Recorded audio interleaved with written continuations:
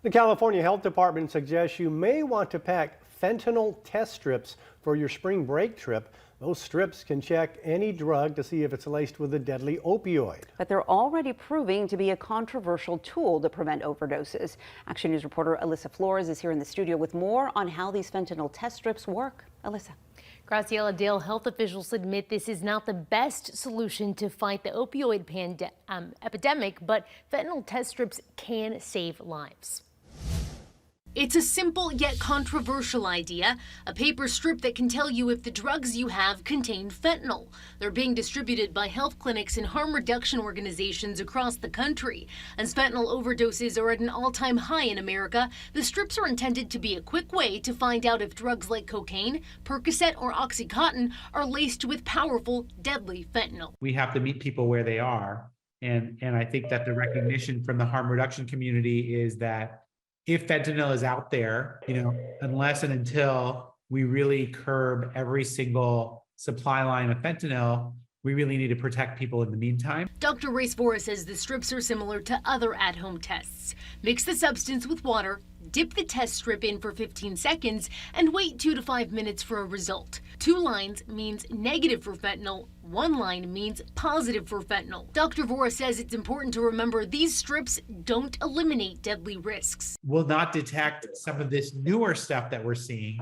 You might have heard about a substance called xylazine that is very dangerous, that has some of the same effects as fentanyl. However, it's a totally different molecule, and it won't be picked up by fentanyl test strips. But as with other harm reduction strategies, not everyone is comfortable with this idea. You're kind of damned if you do and damned if you don't.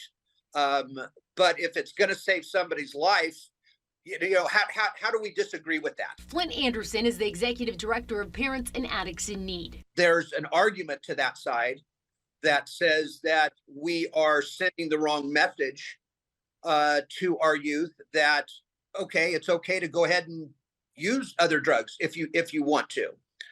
So that's the debate that's going on right now, especially with people in the treatment field. He says fentanyl test strips should not be considered a solution. And that is not going to help in the treatment process. These parents need to reach out to those of us that are in treatment, that have treatment programs, because we're the ones that are going to be able to get the proper help to their child.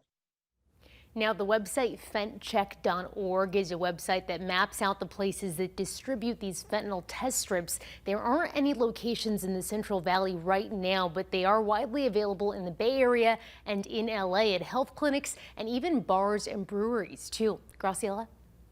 Thank you, Alyssa. And you can learn more about the opioid epidemic here in Central California by watching Killer High, The Silent Crisis. It's available anytime on our ABC 30 apps. Police say